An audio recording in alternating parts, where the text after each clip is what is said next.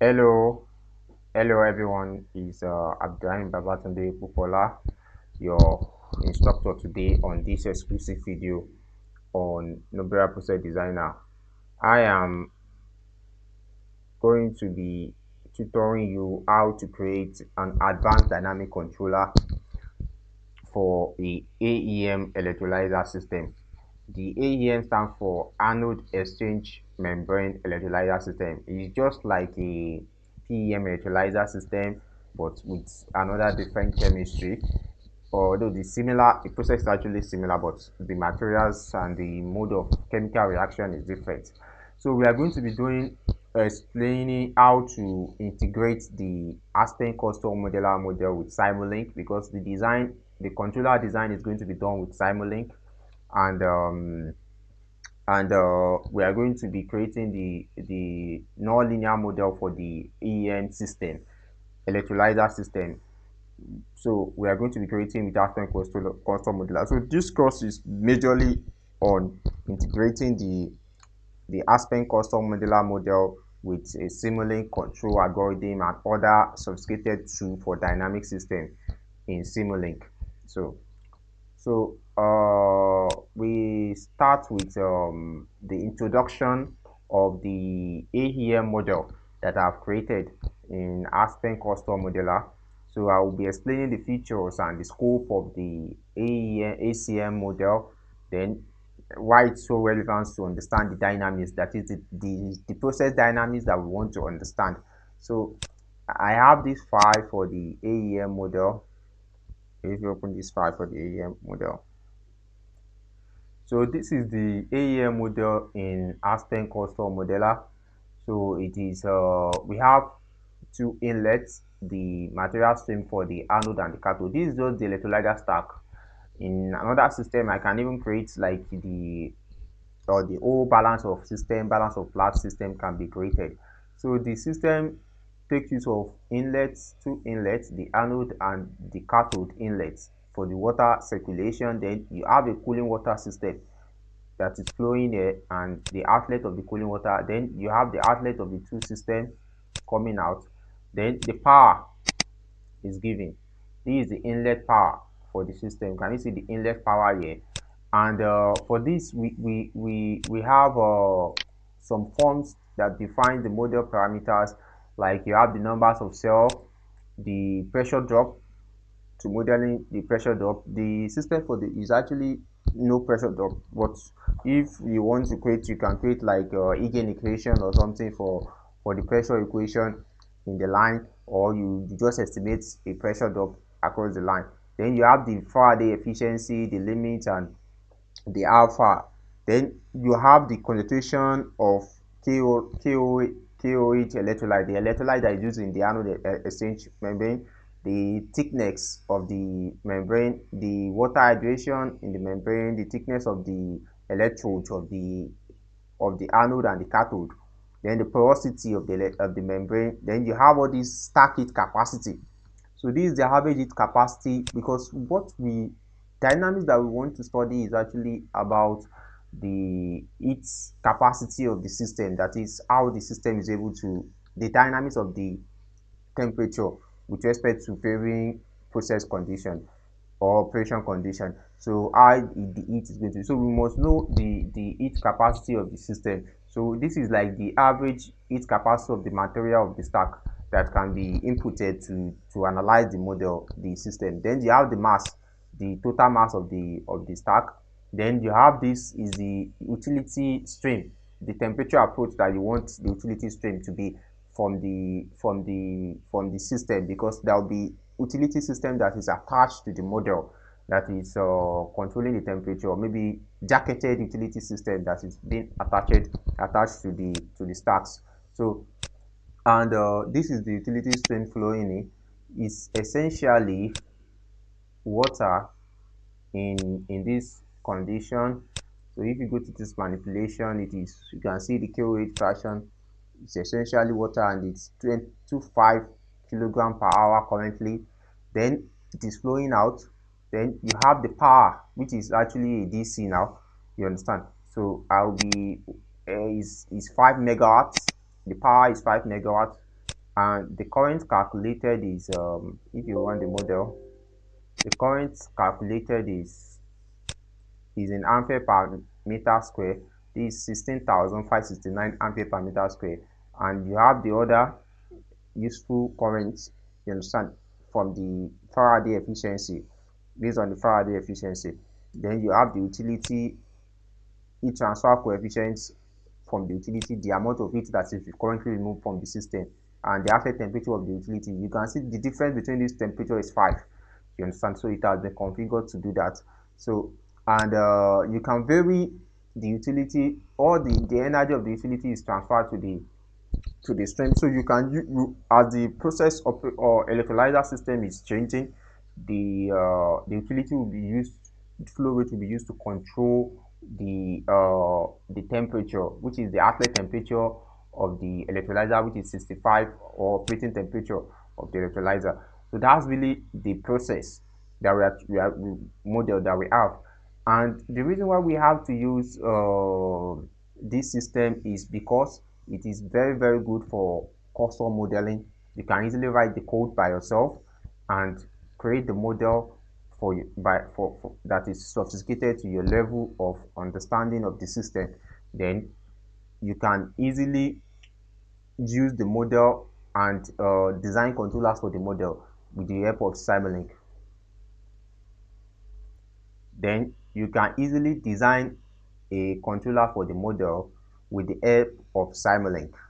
So after the model, as you can see, the model is working, and it is working. You test the model in steady states and in dynamics to see if the model is working before you go to. So this is it in dynamics. You can see is it in dynamics is working very fine in dynamics, because the stop time has been generated to be stopping at 6 hours. You understand? So it is working fully fine. So after you test the model and you see that it's working fully fine, then the next thing is to create a controller, is to open Simulink. So I have created a Simulink file for the controller design in my Simulinks, which is out 2017. It can work in the newer version too. The only case is for you to have the Simulink license and Aspen Custom Modeler license in order to use these features that I'm trying to do. Okay. So this is the Simulink model that I make for the controller design. So in order to, all these are just blocks from Simulink. You have scope, you have zero, or I think what they call this, they call it saturation. This is saturation for measuring the range of the input. This is just to make sure that the range is not out of scope. You understand? And then you have it over here to the output range for the wind up of the controller. So majorly the controller is actually in this subflow sheet subsystem. In order to open the subsystem, you click on this arrow, you open the subsystem. So if you open the controller, you see this line is coming from this place. This is the error, this is the measured variable of our results. This is how our model will be. So the results that is being measured will be sent to the controller here and subtracted from the set point. This is my set point, S2. This is the set point for my temperature. I set it to be 65. So as the set point is normalized with this factor, in case if there is any noise in the set, or maybe the set point is remote or something, then you have all these error function that will calculate the error of the set point, and the controller then send it to the controller itself. So the controller will work based on this algorithm that I'm going to be showing you later. Is basically a PI controller that I'm designing, and give us the output. This is the integral time constant of the controller. This is the KP gain of the controller. So And if I want to switch, it's currently at manual now at this point. So if I want to switch to another point, I will switch from here to be auto and manual. This is a switch. Then the results, this one is just the addition, a junction for the 2 points. You understand? So this is like my manual output. You understand? So anything that this is calculated is being added to this manual output. You understand? So I can set this one to be normal output to be 0. You understand? So in this point, anything that the controller is being done will be done with the manual output. So then I set it to the normal steady state condition, which is 2005. So this manual fraction will calculate that when you have this saturation, and then you have all these things. This is to do like this is like a display what is being shown here, and this also display the error, so I will be able to monitor both of them. Then for this place, this is like a gain. I use it to, because I did not model valve inside the model. Then I use it to convert the signal from the controller, which is within 0 and 1. I made it to be so, just to make the opening of the valve and closing of the valve to be converted like a valve dynamics, like a linear valve dynamics. So it's going to, the range of flow of the valve is going to be 3500. So that's why you have this range. So this is just like a interpolation of data. So, and when something is coming from 0 to 1, so any value that is coming will be relative to in between. This is the bias 1000 and 3050. So it's going to find the interpolation values. So it's just like what we used to call it, let's just say date normalization or something, normalization of the data. So it's like modeling the dynamics of valve. The valve is also relationship between the valve and the for a normal linear valve is also linear. You understand? So, but in case if you want to do it in the better way, I should have put the valve inside the model. Then, because the valve is actually non-linear, you understand, it is the solver for the Aspen Custom Modeler works well for a non-linear system than a linear system. Then I will control the set point of the valve desired position. You understand? Based on this controller in Simulink that work well for dynamic system, electrical system. What I'm just saying is all the electrical components of the system, of the electrolyzer system, should be modeled with dynamics, while the process system will be modeled with the process simulation software. So I we after explaining the input is also noted in the scope. This is the perturbation function for the start power. Like there will be a step change for the start power to know the response to perturbation for the system. So the step change will be sent to the model.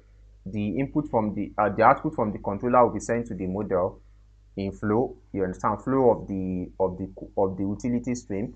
Then all the variable will be recorded, and the output from the model will also be normalized with this gain 1. Currently, if there is any noise, we are going to normalize it so that it's normal. Then we are going to get the trend, so that we can see the performance of the controllers on the system. So can go there. So that's the system. So why do we do dynamic control? Like I said, we have to control our electrolyzer system in order to fully use it in process, in order to make sure that it's safe. To when there is change in the process, there will be something that cause change. We have to take it back to our desired operating condition. If there is undesired change, you have to return the system back to stable point. Then for flexibility, that is when there is change in product requirements, throughput, managers want to reduce the flow, the operation want to increase the operation, market trend, all those kind of things, is dynamic controllers that do the work. Then for safety, like I said, when there is accident or something is control system that will force take care of those scenarios. So we must be able to control the process, the way the process change, the dynamics of the process in order to fully work with the process. So then, like I said, when you are linking Aspen Plus and Simulink together, you'll be able to use Aspen Plus for rigorously modeling the nonlinear process system, chemistry system that we have in the electrolyzer, the reaction, the energy balance, the exergy balance, the Faraday's equation, all those over potential, all those nonlinear equations will be equally and accurately calculated with Aspen Custom Modeler. Then for Simulink, for the digital system, for the Simulink, it works well for Simulink with all the features, advanced tools, and resources that is in Simulink that is used for control system. You can't find that in Aspen Custom Modeler. You can only find an analog controller or something in Aspen Custom Modeler. So, or it's not, and it's not even flexible. It's not flexible to change. You understand? So well, if you use Simulink, it's very, very good and very, very efficient. Then integration will be able to create advanced controller for your system. So if you want to link ACM with custom modeler, there is a file that you can get the source file from. So by going to file over here, you go to file over here, you can open the source file from the installation file of Aspen Custom Modeler. So you go to program file, Aspen Tech, AEM system, then this is the program file. You copy it from here because it will not allow you to open it over there. So you can paste it here. Then you open it from there. So, okay, so I'm coming.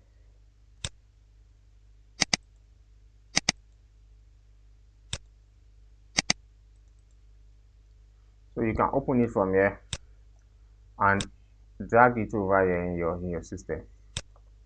So after open it, you can always close the library.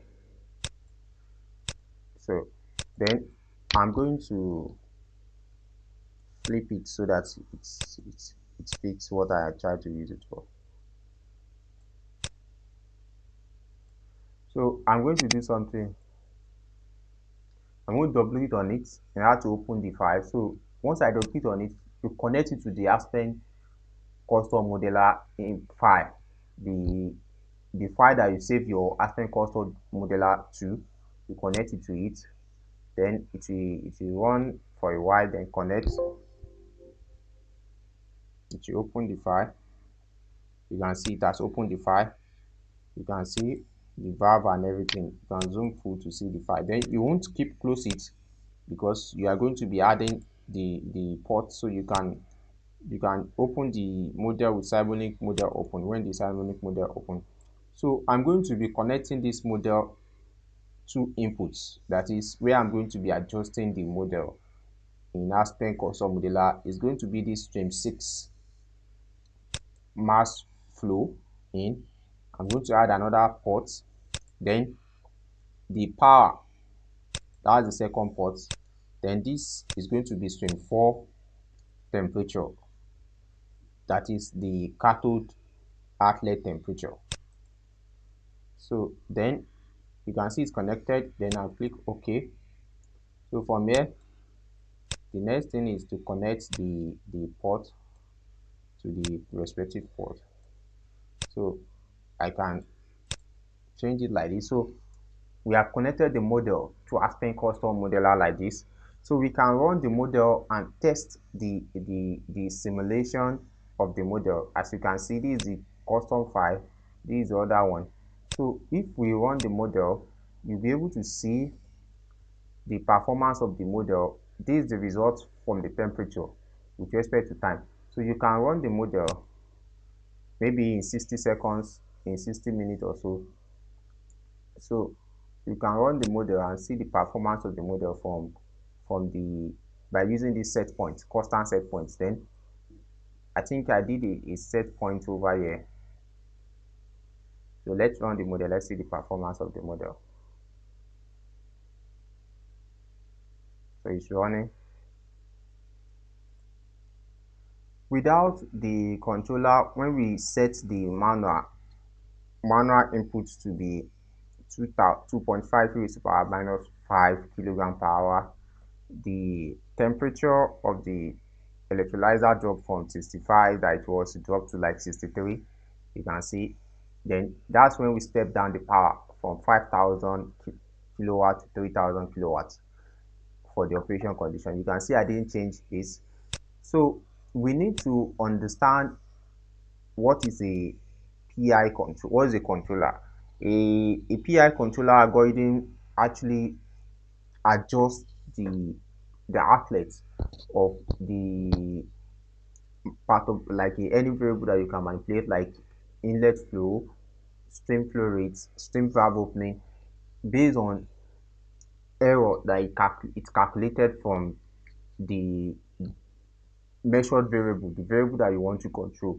In this case, the electrolyzer temperature. So it works based on this equation. You can see you have a Kp, which is the gain, the gain of the controller. Then you have this T, which is the integral time constant of the controller. This is the error function, and then it integrates it based on from initial error to the final error. This is the integral time. There's another form that you have a PID, which where we have a derivative term. You understand? So it derivates, it finds the change in the error. That one's find the change in the error. You understand? This one it sum up all the errors that you have in the initial one. So then you have this for a continuous PI controller for analog system. Then for electrical system, this is how it works. This is the code, this is the equation. You have it based on this function. I'll be explaining this function in the next slide. Okay, let me explain it now. So for a discretized system, it's just writing this in mathematical term, this function in mathematical term, by sampling instead of doing all the time at finding the numerical equivalent of this function. And we know integral is like summation of all the time. So instead of writing it in numerical form, you have uk at time k is equal to kp. Then you have this sample time. This is the width of the trapezoidal trapezium. You understand, the trapezium of the function, then of the error function. Then you have it based on the error at that time, then summation of all the errors with time. Then this is the time constant term. So you can actually get this equation that I wrote here by calculating the initial UK before this K. Then you have this initial UK, then the change in this initial and the final. When you subtract it together, you see K EK, then you subtract it from this, then the other term, because this is a summation term, so it's going to be continuous.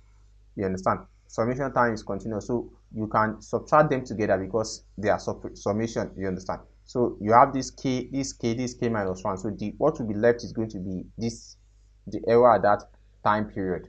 You understand? So this is now the change.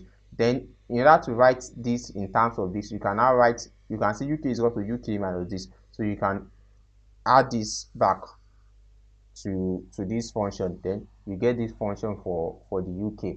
Then there's another way to do it. Instead of finding the difference between this and this, you understand, you can easily just expand this term, summation term, like having this as initial time as ti is equal to this term. You can expand this summation k j e j, you can expand it as this term, initially starting from 0, then you are adding k to it one by one. You understand, till you get to the final time, and it's going to be adding it with respect to the time. So you have this function for it, kp ek plus ik at the end of the day. So it's basically two forms, but this is actually easy to do because of the implementation. The reason is the for this term you have the initial value, the previous value, sorry, before this value, and also you have this previous value before this value. You understand? In implementation in code, you use to delay for this. You have to delete the output and also delete the error. So for this you only have one delay. You understand? So this is easier to implement. So I'll be implementing this in the model because I am going to create a digital model and an analog model, because that's one of the power of Simulink. Help us to create the analog system and digital model. The only one that you can have in Aspen Custom Modeler is analog. You understand? I don't know if you can actually adjust the sampling time. I think you can filter it or something, but it's more powerful in Simulink than Aspen Plus. So I'm going to be creating the two model. So, but first, let's work with the controller. So what we have here is the analog model, because you have the integral, you understand, and there is no sampler in this place. The integral time is 0 initially, then it sum up. So that's the initial condition, that is the I naught.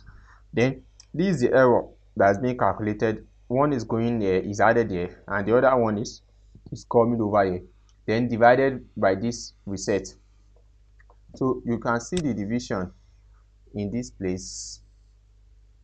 Ti no, this size system. This is the division 1 over I, then this is the integration of error. This is normal error. Then you add both together. Then you go to KP. That will give you the outlet function of the controller. That's what the controller algorithm is going to release. So this is the formula for the algorithm. So if you go to this place, you have the error. One is going here, all these signals are the same, and the one is now being integrated. The result of the integration is divided by TS. Then you add it together, then you multiply by KP again. Then this is now the output, the main output of the controller. So then you test it with this saturation, so that the controller output is not too large for the process, because you can't increase the flow more than required. So once you test it, you allow it to go. So I'm going to be putting this controller into auto and be running the model and see the result.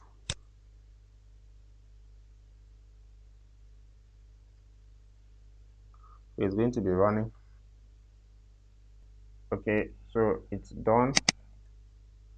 So as you can see with the controller, this is the response. You can see this is the response. This is the response from the, oh, I think this is also that or something. So you have the outputs of the controller given from here.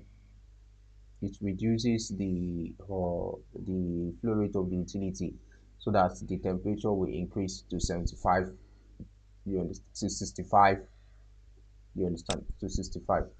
And you can see this being measured. You can see this is the error, this is the output, 0.2163. So it's going to be normalized to the output here. So for the discrete controller, I'm going to be creating a discrete controller, so that I can switch in between the two controllers and see the reference and the error and the likes, you understand. So first I'm going to be copying this and pasting this somewhere. So you have like another controller here. So this set point is going to be added to this place for the discrete controller. Then the outputs, there will be a switch over here, this kind of switch. I'm coming, manual switch. So let me write manual switch. So for this manual switch, I'm going to put it over here. So for this, I'm going to add it to this place. So this is switching from digital to analog.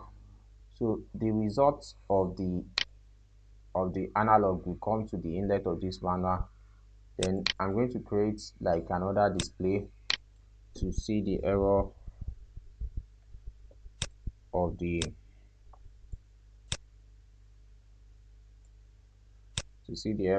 manual. So this is the error of the first one, and this is the error of the second one. So this is going off like this. So I can switch in between the two. Then this is going to be going like this. I just put it up like this. So I can switch between the two. So this is the controller being set up now. So I can switch in between the two controllers. So in order to do for the for the for the digital, I'll create something. I'll create another parameter for the digital because I added all the case that is a subsystem parameters.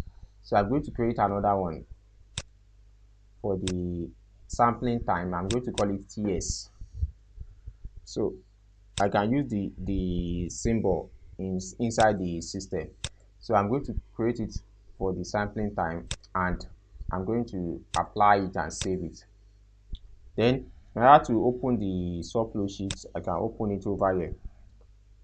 So you can see is system one. Then you can even open it as a tab. You can see this system. So I'll open it as a tab here. So for this, you have the digital controller. So the digital controller is, this is the equation for it that we try to model for it. This equation over here, you have this term. So everything is going to be kp. The error function is going to be sampled. It's not going to be, you can see this is a continuous data. This is a continuous time. Why this is sampled, this is digital. You can see the box is different. So it has to be sampled at some times, maybe 1 hour, 2 hours or so.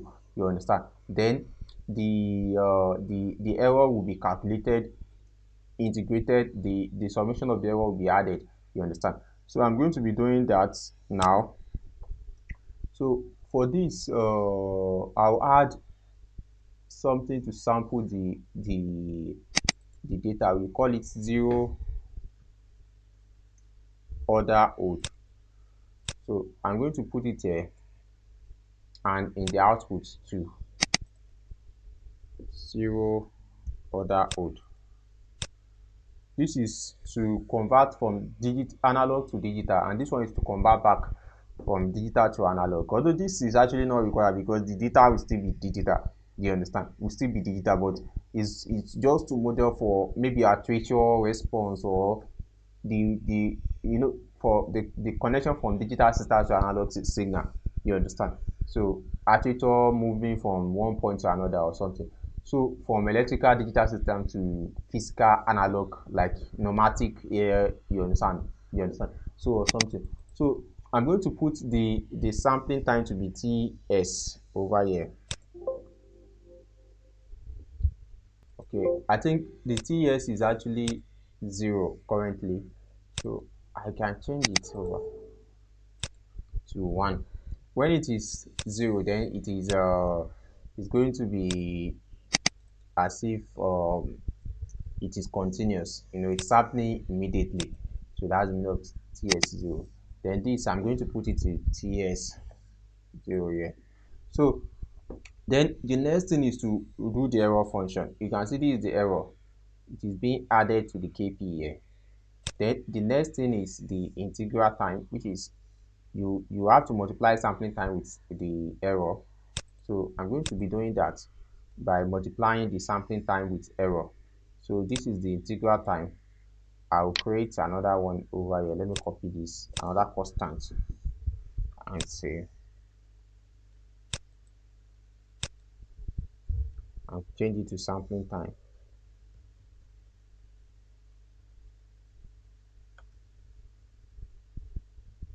Digital sampling time. Digital capsulator digital. So I'm going to give this one TS. So I'm going to change this one to 3 inlets. I will turn this one to multiplication. Move the signal to the down, then connect the signal back to this place. So this is TS now. So then you have this. I'll remove this integral.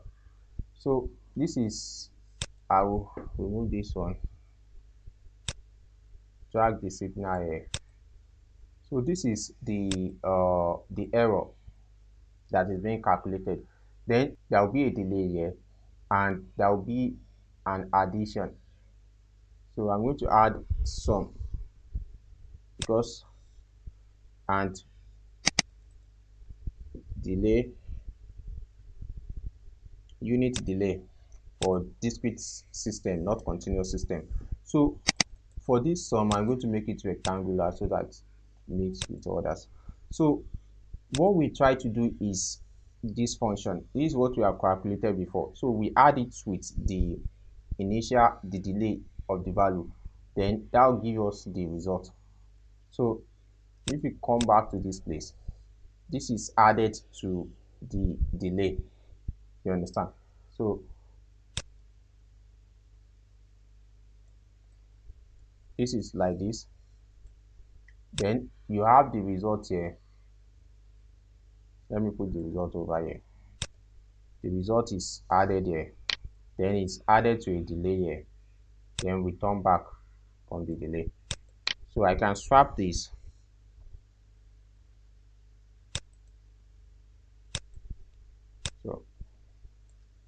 So we have the PI controller being done here. So for this PI controller, the sampling time is going to be TS. So you can easily change the sampling time when you want to do. Then there will be the product, the I function given from here. This is the summation of the delay term and the I function, and the initial is 0. You understand? So you can start with initial condition or put it to be 0. So it's you start calculating from time 0. Then you have this multiplication TS divided by TI is given a TS divided by TI. So this is the error. You multiply with the error, then you add the initial one, that will give you this. Then this will add with the KP with the error again to give, and multiply with KP to give you the output of the controller. So you have it KP here. Then this is the output after being discretized again. So then this is now the discrete system. So you have the sampling time. Let me just check. Okay, we assume that this is also the sensor is also digital. So this is going to be changed. So I can be changing the sampling time and see the response on the system, how the system is able to perform. You understand? So you can see the results here. So currently it is analog. So I'm going to switch to digital system. Then I'm going to run the system and see the response on the result.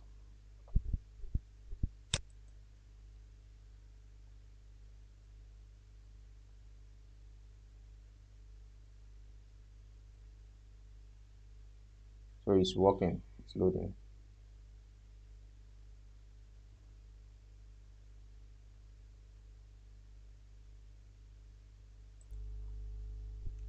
Okay, it's done. So you can see the signal sine wave. You can see these are the signal is for a digital system, for a discrete system. So I think if we can make the time the sampling time, you can see the errors from 62 to 68. That's when you have the spike. This is when you come down. So what I think the controller is moving up and down or something. So I think we have to check something from the controller. Let me check something.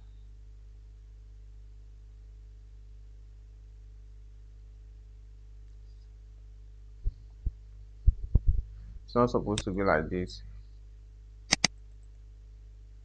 Yes.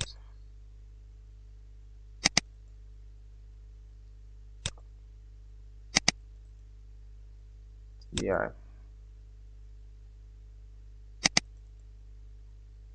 Yes.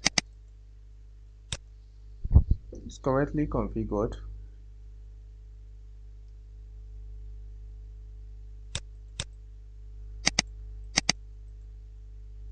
Yes.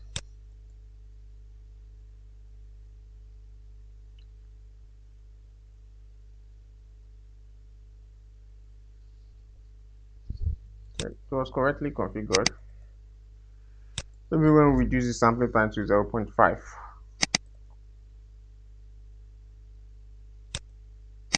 Yes, it is the same. So let's reduce the sampling time to 0.5 and see the response.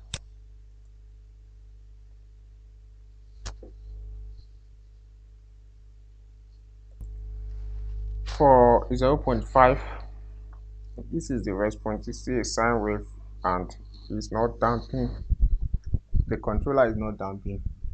So I think we need to work on the tuning of the controller in order to make it for responsive and okay. Oh,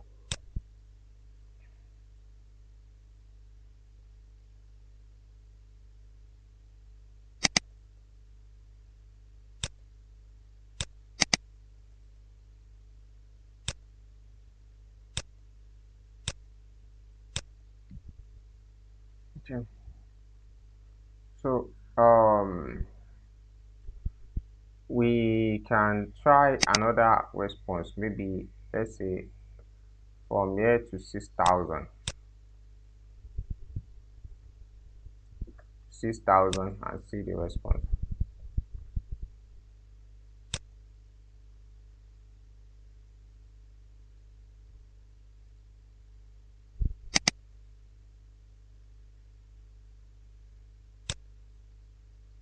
It's from here to 6,000.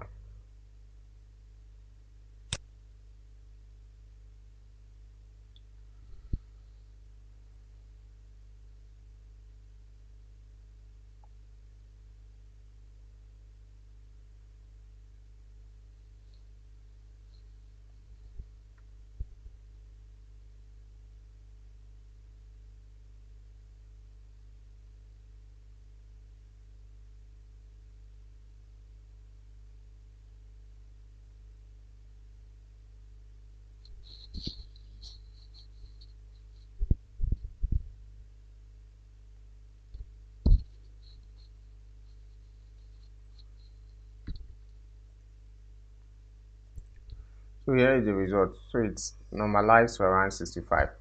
So you can see analog system is actually the best when in terms of controller ability or ability to without any spike or something. You understand? But the reason why I use digital because most of our computing device now is digital system and they tends to work with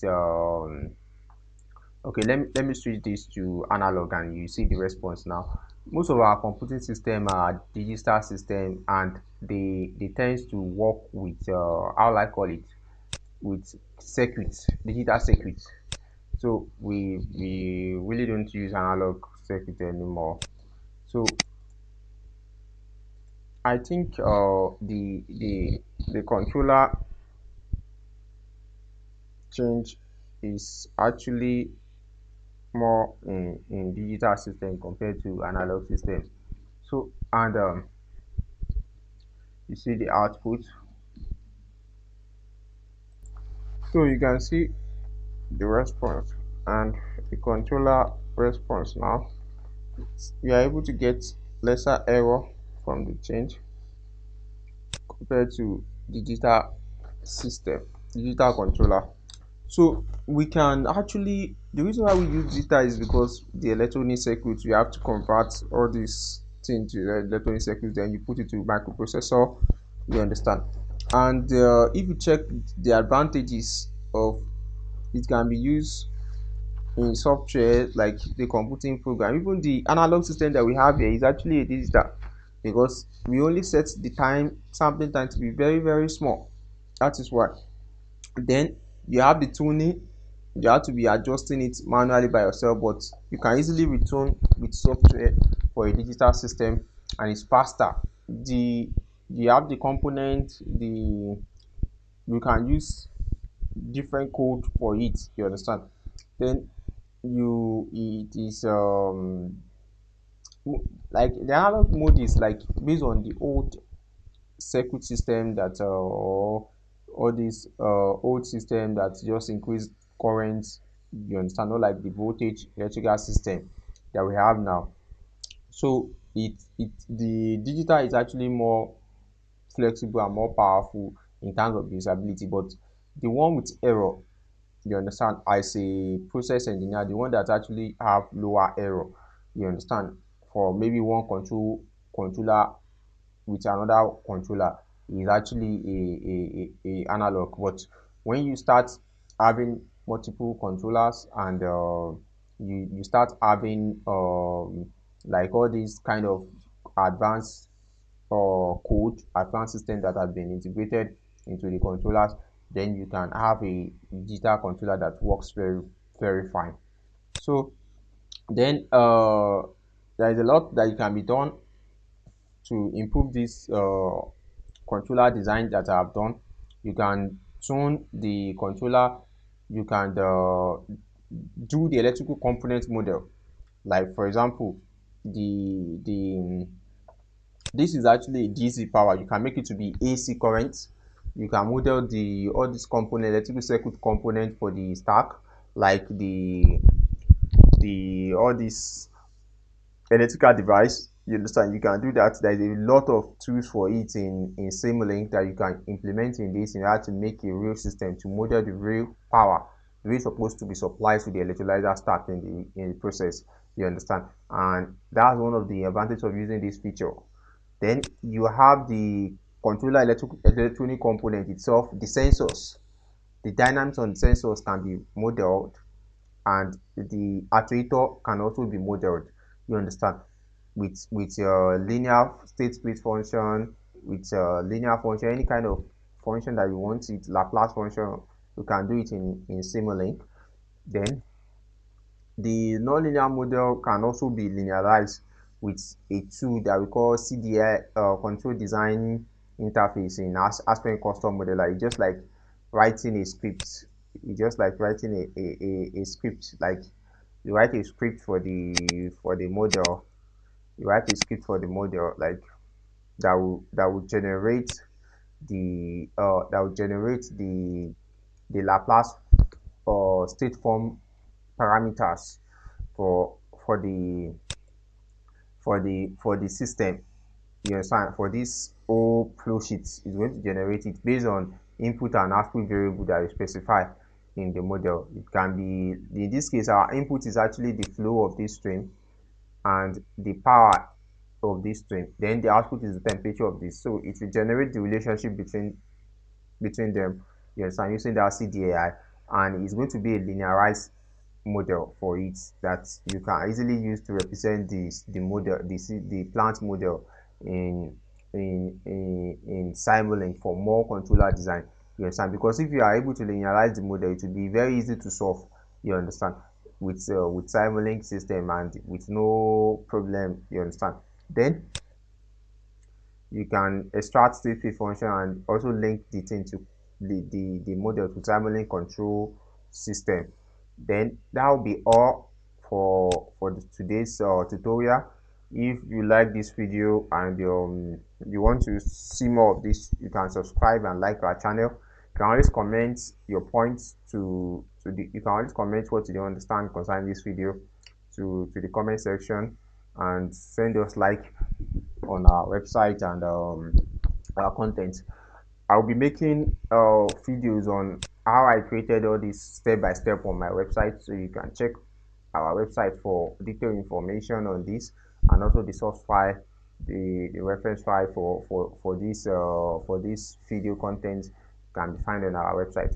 So thank you for staying tuned. Thank you for joining us. It's Abdurrahim Babatunde Kukuola. Thank you.